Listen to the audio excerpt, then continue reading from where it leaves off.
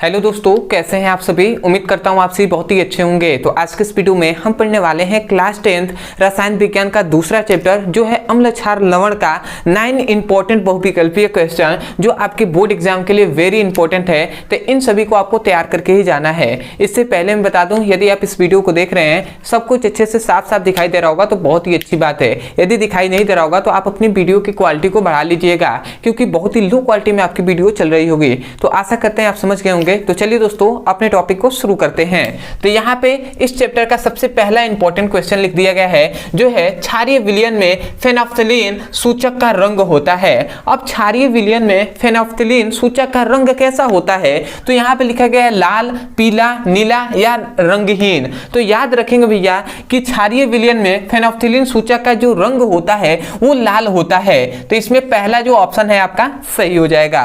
आते हैं दूसरे इंपॉर्टेंट पर। यहाँ पे लिखा गया है कि निम्न में से प्रबल क्षार है, मतलब निम्न में से प्रबल क्षार है। अब इसमें से कौन है जो भैया प्रबल क्षार है, तो यहाँ पे लिखा गया है CaOH का होल ट्वाइस या KOH या MgOH का होल ट्वाइस या NH4 का NH4OH। तो यहाँ से सभी तो ये तो क्षार ही हैं, परंतु सबसे मजबूत क्षार कौन सा है, तो याद रखेंगे सबसे मजबूत क्षार पोटेशियम हाइड्रोक्साइड है इसमें। तो पोटेशियम हाइड्रोक्साइड क्या है, KOH है। ठीक है, तो इसको आपको याद रखना है।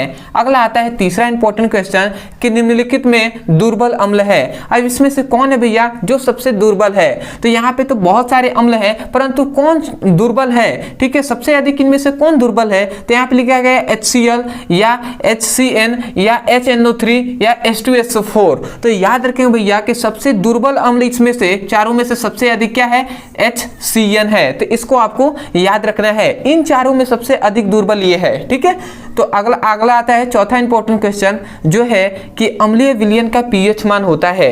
अब हमने तो बताया ही है कि अम्लीय विलयन का पीएच मान क्या होता है भैया, तो अम्लीय विलयन का पीएच मान 0 से लेकर मतलब 1 से लेकर क्या मतलब 7 के बीच में जितने भी अंक आएंगे वो सभी क्या होंगे भैया, अम्ल होंगे। ठीक है, तो मतलब यहाँ पे लिखा गया शून्य तो नहीं है। ठीक है, ये तो अम्ल 7 तक तो अम्ल होता है, 7 से कम, 7 से अधिक, तो ये 7 से कम, 7 से कम जितने भी होंगे भैया, 7 से कम मतलब कि 1 से 6 के बीच में जितने भी होंगे वो सभी अम्ल होंगे, वो सभी क्या होते हैं, अम्ल होते हैं। और 7 से ऊपर जितने होते हैं वो क्षार होते हैं। और 7 क्या होता है, उदासीन होता है। ठीक है, तो इसको आपको याद रखना है। तो मतलब अम्लीय विलयन का पीएच मान क्या होता है, 7 से कम होता है। 7 से कम मतलब कि 6 हो गया, 5 हो गया, 4 हो गया, 3 2 1। ठीक है, अगला आता है कि क्षारीय विलयन का पीएच मान है। तो क्षारीय विलयन का पीएच मान अभी हमने बताया कि 7 से अधिक मतलब 8 9 10 11। ठीक है, इस प्रकार तो क्या हो जाएगा, 7 से अधिक, ये वाला ऑप्शन आपका सही हो जाएगा।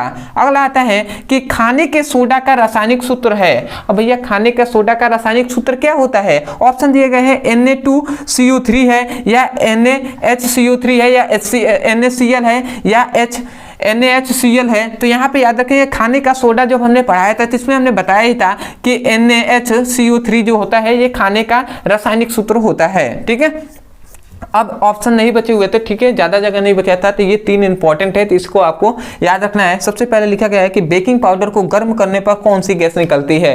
तो याद रखेंगे जब बेकिंग पाउडर को यदि हम गर्म करते हैं तो कार्बन डाइऑक्साइड गैस निकलती है। तो ये आपका याद रखना है, ऑप्शन में ये बार बार पूछ लिया जाता है। दूसरा आता है कि क्षार के साथ हल्दी का रंग होता है।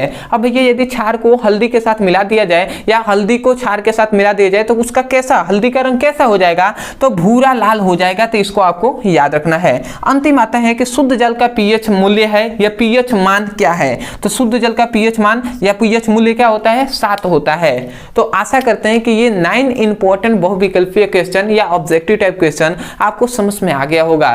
तो मैं यही कहूंगा, सबसे पहले तो आप इसको तैयार कर लीजिएगा, इसको अपने नोट्स में लिख लीजिएगा और इसको बोर्ड एग्जाम में जाने से पहले आप इसको पढ़ के जाइएगा। दूसरी बात, यदि आप हमारे चैनल पर नए होंगे, यदि आपको समझ में आया है तो जरूर चैनल को सब्सक्राइब कर लीजिएगा। ठीक है, क्योंकि आपसे बहुत सारे इससे फायदे होने वाले हैं। सबसे पहला तो फायदा ये होगा कि जो भी आपके पास वीडियो अपलोड किया जाएगा वो सबसे पहले पहुंचेगा। तो उससे आपको यदि कुछ भी आप सीख लेते हैं तो उससे नुकसान तो नहीं होने वाला है, फायदा हो सकता है, नुकसान तो नहीं होने वाला है। तो ये आपका बहुत ही मतलब एक तरह से कहा जाए तो ये आपका हो गया।